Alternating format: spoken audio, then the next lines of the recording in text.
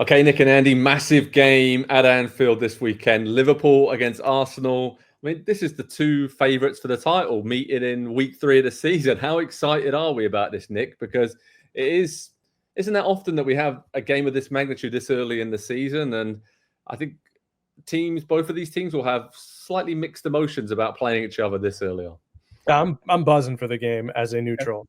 I think it could be just an absolute. It's like window shopping. Yeah, like everything you want. It is. I like to see what Arsenal's going to do in attack. Oh, I like to see if Konate can hold up at the back. Oh, is this too early? How would Arsenal look? Oh, if Saka was out there. So all of these things kind of combine. And then you throw in the fact that Liverpool has thrown away 2-0 leads this year. Wirtz has looked good in fits and starts, but he hasn't looked like a record signing. This is just a really exciting game with 10 to 15 plot lines. No, Andy, it's right, isn't it? I mean, Nick mentioned it there. Florian Wirtz has been okay, not great, but he's still learning a new league, settling, a lot of big expectations on his shoulders. But Ekitike's hit the ground running, looked really good, clinical, finishing, just has really taken to the Premier League well.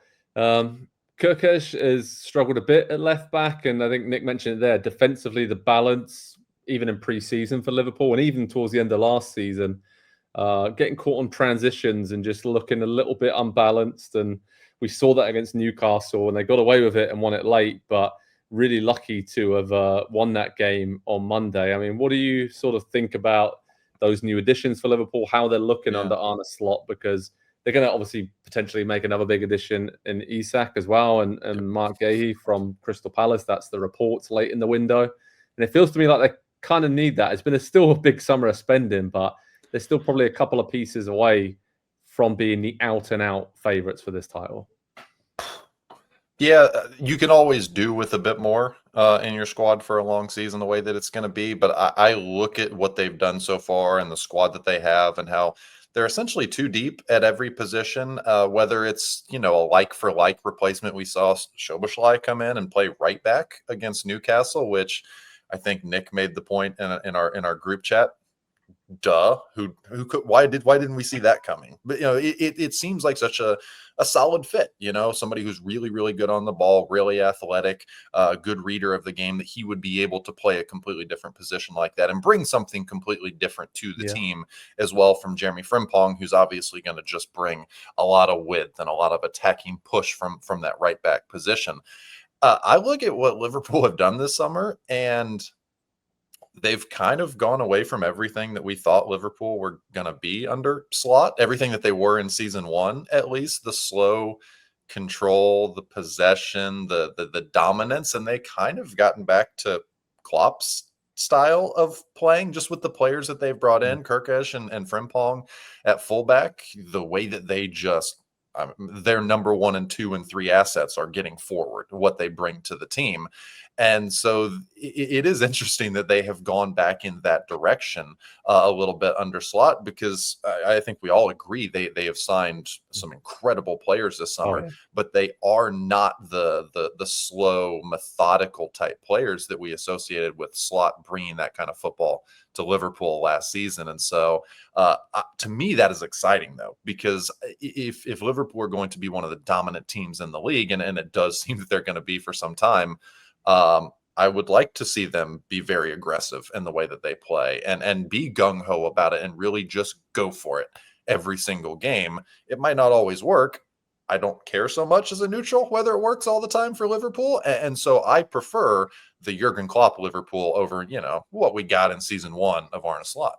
Yeah, and it was very successful in season 1. Obviously, won the title, and they were a couple of better performances away from probably win the Champions League and League Cup as well. So, but again, is there not something to be said for a coach being that flexible and willing to, whether in season, whether in game, whether during the transfer window, out of season, being able to go away from what we thought the kind of the ideology and the philosophy was going to be?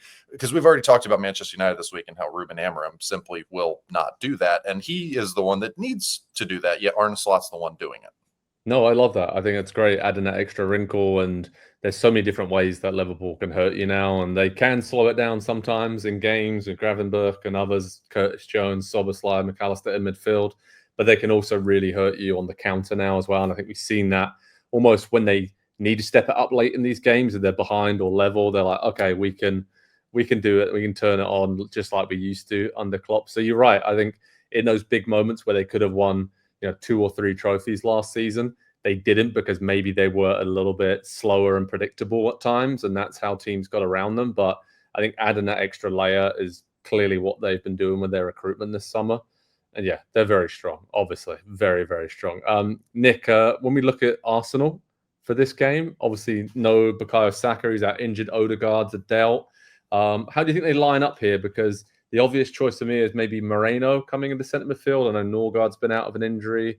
Winieri came in against Leeds and did really well, but might be a big game to start him in here. And Arteta might go for a slightly more defensive approach, it feels like, in a game of this magnitude this early in the season. But then you've got Eze, right, who's ready to roll. Do you start him in the left wing spot right away, or do you have Martinelli there for more defensive cover with Salah on that side?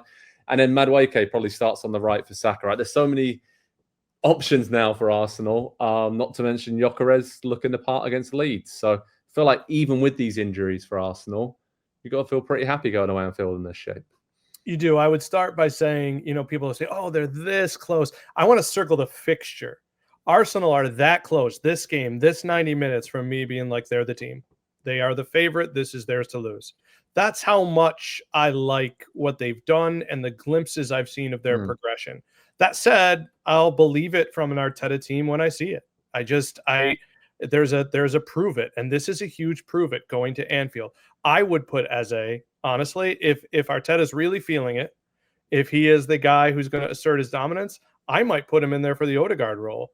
I might say, go ahead and create. You have free reign. Let's drop Rice back a little defensively. He can hang back with Zubamende. We'll count on our fullbacks to pitch in just a little bit. That's what I want to see, is how confident Arteta has struck me as almost cocky in his comments this year. He is feeling it.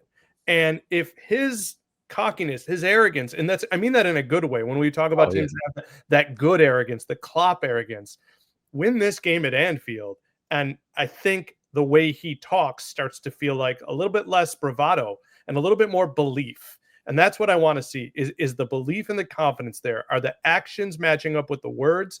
And I hate to say this because of Andy's feelings for them, but they are literally, to me, a convincing win in the Premier League away like this from being, all right, your move, Arsenal.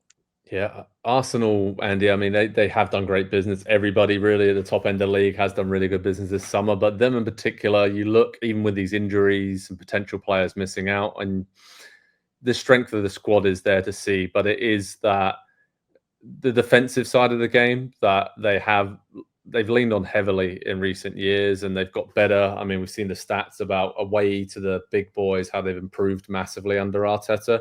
But Nick's right. It's like, if you're going to win the title this season and to make a statement, you need to go to Liverpool here and go for it. So you probably should start Eze in a number 10 role and have Martinelli, Madueke out wide, and Gyökeres, and just go for it, seeing some of the vulnerabilities that Liverpool have. But I don't know, defensively, Calafiore, Lewis Skelly at left back is probably the only kind of change that they could make there in terms of who matches up better, Mark and Salah. But great thing is for them, they've got options. And I think, like Nick said, they have that nice, good arrogance about them that, hey, we've been building now. This feels like our time to go there and prove a point and make a statement this early in the season. Yeah, I will say I do feel like we've been waiting for a couple years now for kind of that, announce that you're really, really here and we can all believe it kind of result or performance against one of the big teams from Arsenal. And maybe that gets clouded a little bit because they've not quite been able to get it over the line in the title race and finish second place, 3 seasons in a row now. They could obviously do with a big result here. I just think it's going to be really hard for them given the injuries that they've got at the moment. And the, trying to fit in 1, 2, 3, 4, maybe 5 or 6 new players into the team for a game of this magnitude so early in the season is a really big ask, especially without, 2 or 3 of your most important and just kind of ever present players in there. I think the more attacking they go, I think the worse it turns out for them. I think they need to make this kind of an ugly old game and set pieces, as they always do, I think is going to be their best route to creating chances. But because I think what we're going to see from Liverpool in this game is kind of a balance between the two approaches. The kind of high intensity, open, very fast paced play with a little bit more of the control from Liverpool. And I think that's going to put Arsenal under just kind of constant pressure in this game. And it's going to be counterattacks and set pieces. So I think at left back, they probably should stick with Calafiori, just for the defensive solidity. And if you can get another defensive midfielder there in the middle of the field, I think I'd probably even do that over Eze in this one, and then see him off the bench. Yeah, that's smart. And you're probably right. I think Arteta's default mode in these games, when you think about the big games against City and others in recent years, has been to be a bit more conservative and defensive. But Nick's right. As a neutral, I'd love to see him go for it. And I think they probably can still do that in the second half if it's level. 30 minutes to go, bring on Eze and take some risks with some of the great young talent they have. Nick, what's your score prediction for this one, mate? So yeah, I'm gonna go for a 1-1 draw, and the reason is, and you guys triggered this thought for me, I think it's going to take people some time to get used to the way Calafiori is kind of coming in to the midfield as much as he is with Stones. The way Stones does, the way that we've seen other teams of his ilk do it. And I think it's a new wrinkle. And I think it's going to take some teams some time to figure that out. So I would pick both teams to score. Salah can't stay cold for this long. Although I think he has a goal and an assist. He hasn't quite finished where he's at. I go 1-1. If you want to go 2-2, go 2-2. But I think both teams need to go into the break on a positive. And I think either team would take a decent performance and a draw as a positive from this. Andy, what are you going with? I'm going to go 1-0 Liverpool. I do think that Arsenal will make it close and tight, but I think Liverpool are going to have a ton of chances. Maybe just struggle to put them away a little bit, because Arsenal do defend incredibly well, and they defend with 11 players at all times. So it will not be easy for Liverpool. I just think they're going to have so much of the ball, and they're going to spend so much time in Arsenal's half of the field that at some point, to Nick's point, probably Salah, the ball finds its way in.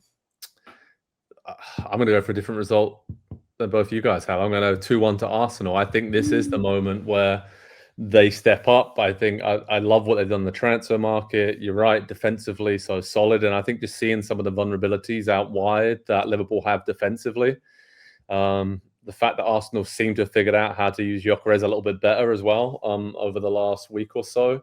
And they have Eze and Matchweek just there and waiting on the counter attack and transitions.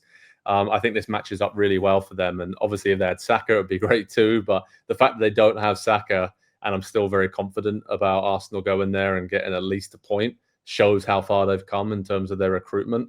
And I think this is the time, and this is the game when they get a big statement win before the international break. So head over to Pro Soccer Talk at NBCSports.com for all the latest on Liverpool, Arsenal, how to watch, information, analysis during the game, highlights. We'll have you covered with all the big stories around this massive game between two title contenders, the main title contenders early in the season, Liverpool against Arsenal. Cannot wait for this one. Nick and Andy, thanks for joining me. Really appreciate it, lads. Thanks everyone for watching. We'll speak to you soon.